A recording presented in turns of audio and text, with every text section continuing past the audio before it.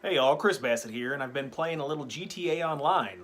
I'll be going over some tips and tricks for the Cayo Perico Heist that I've learned since I've been a returning player. Let's get into it. I also have a brand new character full playthrough tutorial on the channel, so be sure to check that out. So after you spawn your Kasatka submarine in, come in here to the heist board. It costs $100,000 to start up the heist, and then you'll need to begin with the intel part of the mission. One of the biggest pieces of advice I can give is get the Sparrow. It's 1.8 million and then another 600K for the homing rockets, but definitely get the helicopter. It's amazing. It'll help just, with the heist, outside of the heist. It'll cut down the time to get the heist completed.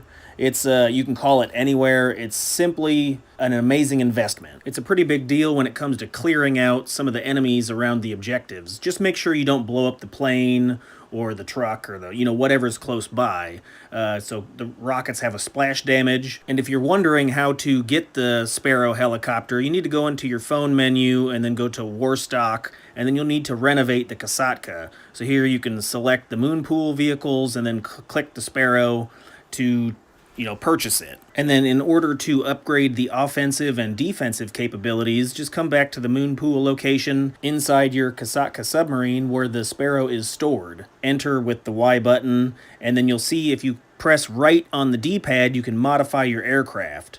From this menu, you can purchase a 50 cal minigun, the homing missiles, you can purchase some flares, or some defensive countermeasures. This next part, I've got a couple of tips for Cayo Perico investigation. So you'll land on the island like normal, the guard will stop you, and then he'll give you some free reign to go where you want. I usually come back to the warehouse and I check what's inside. I want to at least get a full bag to get the platinum reward, so I will check the bottom level and the top level to see what loot there is and if I can fill my bags up. If I can fill my bags up in this side, this is all I'll worry about.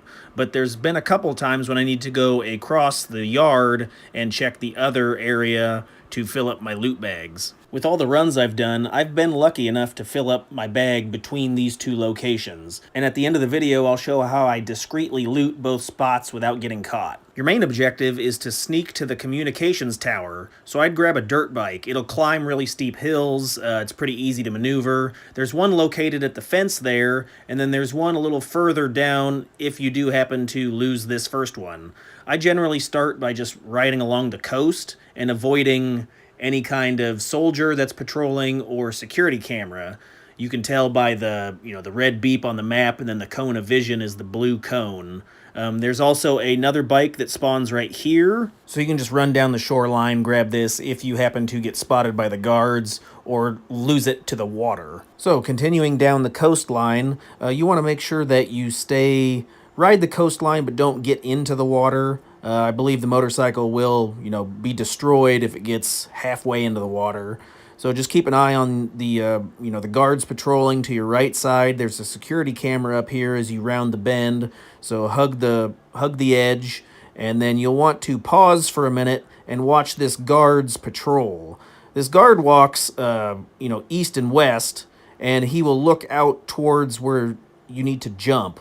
So he'll walk down to this corner, and you'll need to come around, and you'll jump the bike right on this ledge here. You'll cross the water and then continue around. At this location, pause for a minute and watch this guard's cone of vision. He'll look out at the direction you'll be driving and could cause you to get caught. I'll go over that a little more as we get closer. So we're waiting for this guard to move out of the way, and we're watching him. And as soon as he turns the other direction and he's back a little ways, then you can proceed forward. Keep in mind the noise from the motorbike could also aware them. So you take your time, get around the edge. He's moving forward, and then we're safe to proceed. Now, as you approach the jump, what you'll do is you'll get, 10 to 20 yards away from it. Hold the accelerator, pull back on the stick, so you do a wheelie on the bike. Then your back tire will hit the concrete ledge and you'll bounce over. You want to make sure you're lined up nice and square, because if you're not, you could get a little squirrely and go into the water. So here I'm accelerating full speed, pull back, jump, and I wasn't perfectly square. I almost biffed it. So you want to line it up square. All right, we're going to position ourselves in the waiting area. So we're going to wait here, and then we're going to watch that guard's cone of vision, and you're going to jump up this hill right here. So the main thing to keep in mind while doing this is to watch the guard's cone of vision. As you approach the jump, pull back to perform a wheelie just like you did before. Hold the accelerator and you will clear the gap. There's been a couple times when I'm not accelerating enough or I don't pull back on the stick and I wipe the bike out to fall down the hill.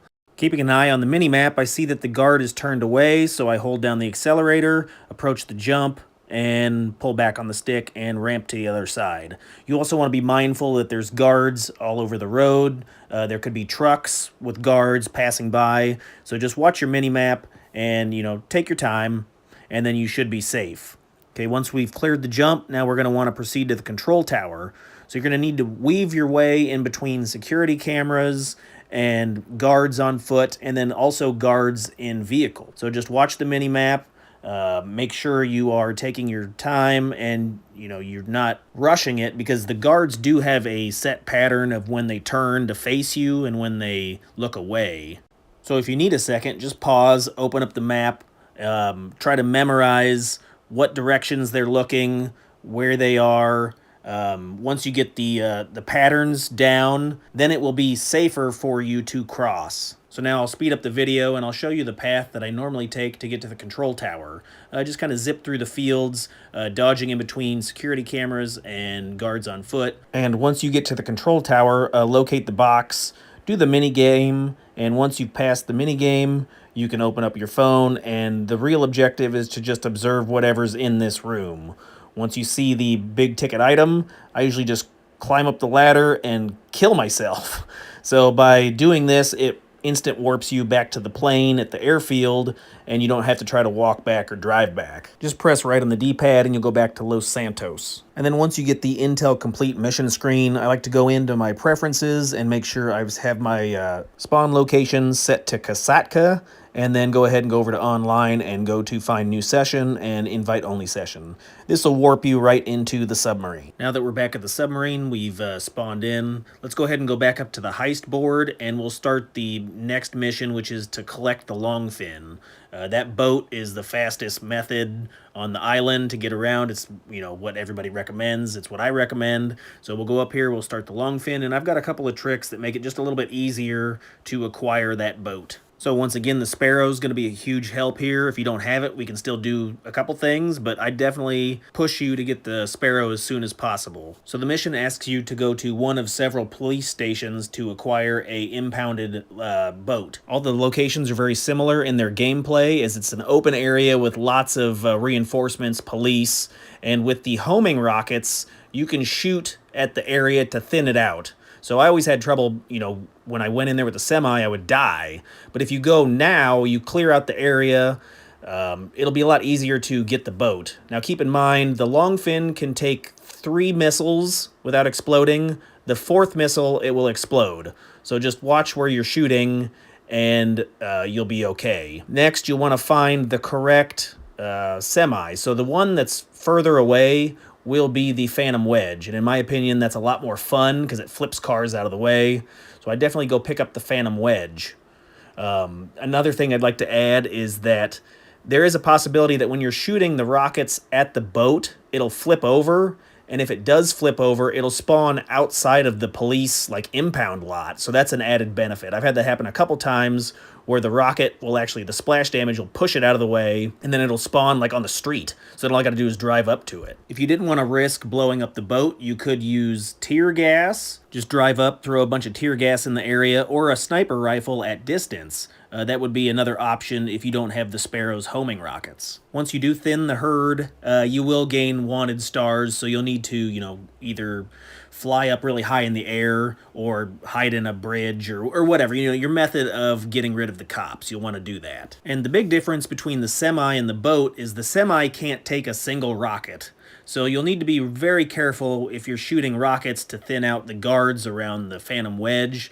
One rocket will destroy it, so you have to be extremely careful. So I usually try to just take out the vehicle that's on the opposite side of the Phantom Wedge and then go in with a rifle and take out the rest of the guards before collecting the semi itself. As I approach the police station, I like to pre-mark where I'll be driving. So I open up the map and I put a marker down on this point of the port, because we're heading down that way. That way it's just ready to go and I know which way to drive. And then another tip is to back in. Makes it a little easier to collect the boat. Also, if you still have wanted levels by the time you get down to the docks, just kill yourself, blow yourself up, die by the cops, and all that police force will disperse and you'll lose your wanted stars, and you'll be able to finish the mission. Once you get the mission complete screen, I'd go ahead and make sure your spawn point is the Kasatka, and then find a new invite-only session. At this time, you should be towards the bottom of the map. This may be a good time to move the Kasatka if you're in a land vehicle. If you don't have the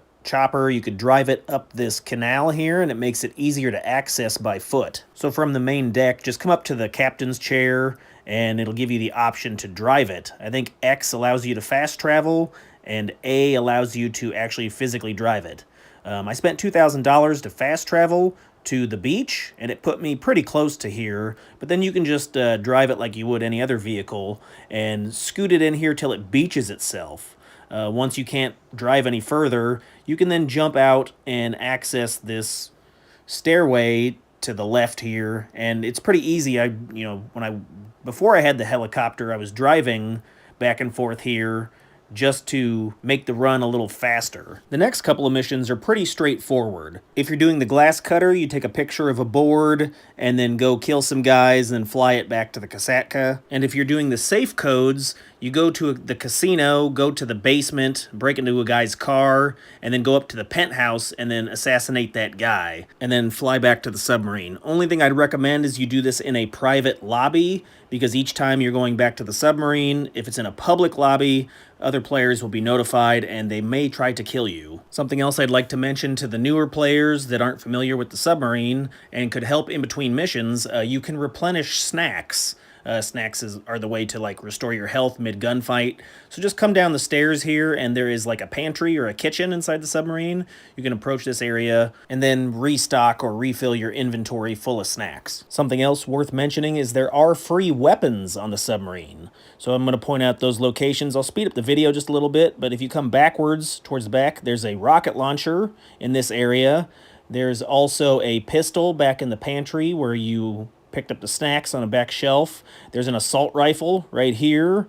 And then towards the back, past the moon pool, there is a machine gun. Picking up these weapons will grant access temporarily to these weapons. So the RPG, for example, is level 100, and you'll have that in your inventory until you change sessions or log out. The next mission for the fingerprint cloner is also super straightforward. You just go to the area, break into the secured location, kill a couple guys, and then steal the fingerprint scanner. The one tip I'll give is the fingerprint cloner is generally towards the very back wall in the facility. Next on the list for the heist prep is the cutting torch. The cutting torch can be found in construction sites.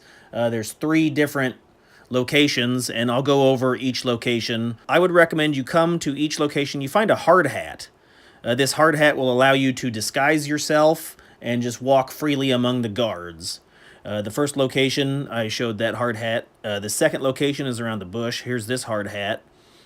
And then the third location, you can either enter on the ground level and take an elevator to the top, or just immediately fly to the top of the building, and the hard hat will be located up top. Once you put the hard hat on, it basically makes you invisible for, I don't know, if it's 2 minutes, there's a time limit, or if you bump into somebody. So if you're running and you stand in front of the guard too long, he'll notice you. If you bump into somebody, they'll notice you, or if you just take too long.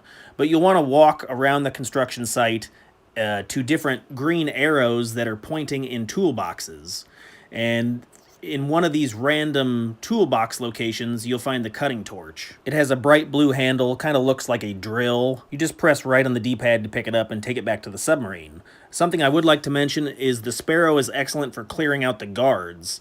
In this particular location, the area is open, and it's really easy to hit the guards. You can just use homing rockets to clear them all out. The other 2 locations, they have a lot of cover, so it takes quite a while. So the hard hat method I'd use in the 2 locations, and the rockets I just use in this location. The next heist prep, you'll be collecting weapons. Every mission is easy and quick to complete except the Merryweather HQ mission. Avoid that one at all costs. It'll have you follow a helicopter for 10 minutes and then get into a big shootout in a big open area where there's no cover. So I just find a new session until I get the one that I want. Any of the other missions are great. You just fly a helicopter to the top of the building.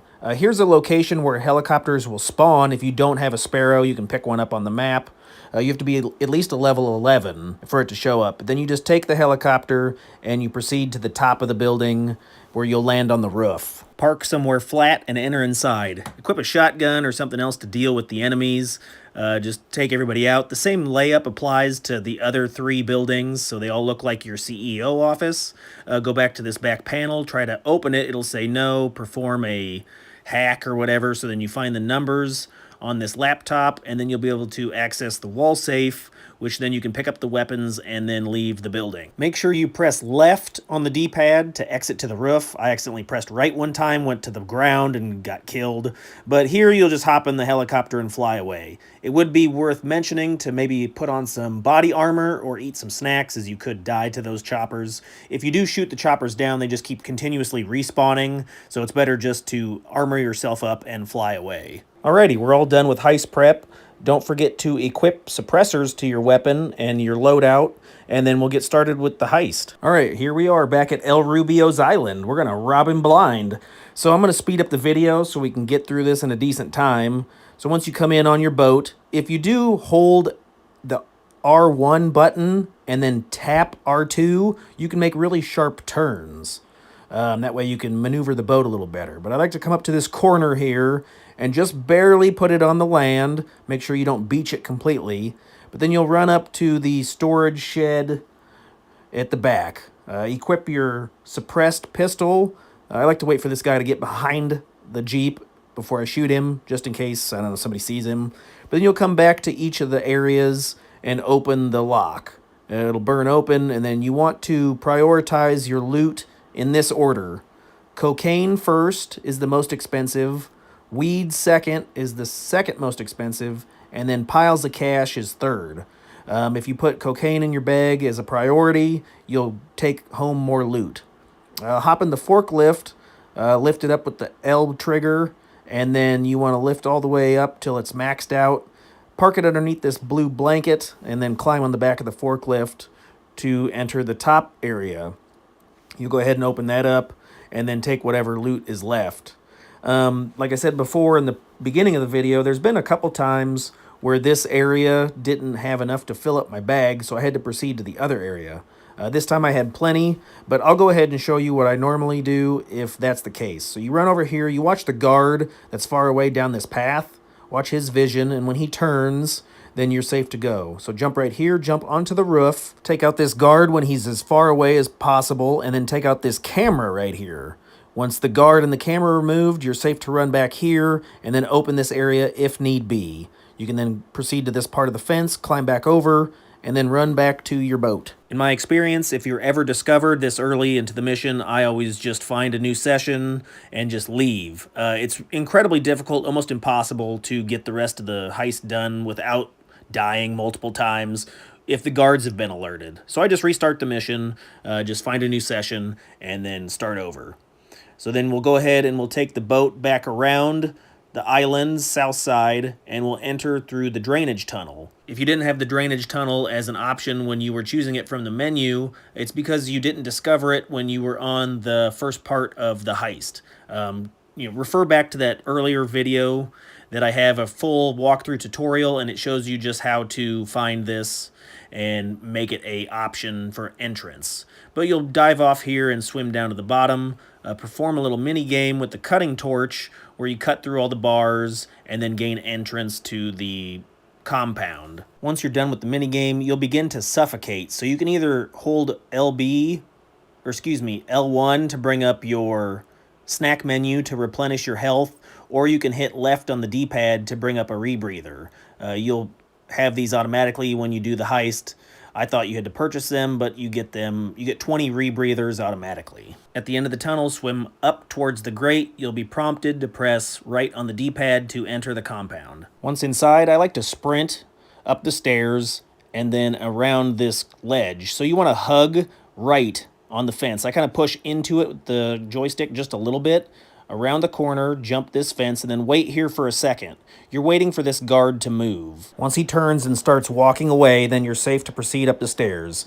Go behind him, proceed forward, go behind this guy, proceed up the stairs, and then wait at this door for this last guard to walk past you. You can easily sneak behind him. Once he stops there, just don't bump into him. Go ahead and go in the door. You'll pick up the key card, activate the wall safe, just press right on the D-pad, open the wall safe, collect an extra $50,000 to $100,000, and then you'll do the fingerprint minigame. You've got 5 minutes, so take your time. I always line up the top nub first, and then I just go sequentially in order, so top to bottom, and then I look above and I try to line up the next one, and you go, so it's like 1, 1, 2, 1, 2, 3, 1, 2, 3, 4, 1, 2, 3, 4, 5, 1, 2, 3, 4, 5, 6, and then that lines up the fingerprints. Once completed, you'll gain access to the treasure room in the basement. You'll just go ahead and burn open the lock, and then if you had the safe codes, you'll go to the left. Pavel will text you the code. You'll go ahead and enter the safe code and take the bonds. If you have the glass cutter, just proceed forward and hold the RT trigger. Tap it to cut the glass, but don't hold it for too long as it'll overheat. Once you collect your high-ticket item, go ahead and leave the same way you came in, and then we'll proceed back down the stairs, and we'll wait at this guard location. So you walk past that first guard, walk past the second guard, but hide behind the wall here just a second. Open up your map, expand it so you can see what's going on. So you'll want to wait for this guard to walk backwards out of the way. You also have a juggernaut in this area, so you want to make sure that guy walks forward, no other guards are looking towards you, then run towards the fence, jump this stone fence, hug the left, and then mantle the staircase. From here, take a left, but watch out, there's 2 guards to your left. So hug the right wall while watching their cones of vision. You don't want them to be too close. Proceed to the yellow circle and press right on the D-pad. That'll allow you to escape the compound. From here, use your suppressed pistol to take out the guard with the dirt bike, and then just ride that dirt bike off the most southern point of the island into the water. Just watch out for trees. You can run into a tree, it'll knock you off, but then just ride into the water. You can press left on the D-pad to bring up your rebreather, and then you just swim forward until you get a cutscene. Hey, check out some other videos over here. I've got some Amazon links down in the description. No extra cost, you can help support the channel. I really appreciate it. Any other questions or comments, put below. Thanks.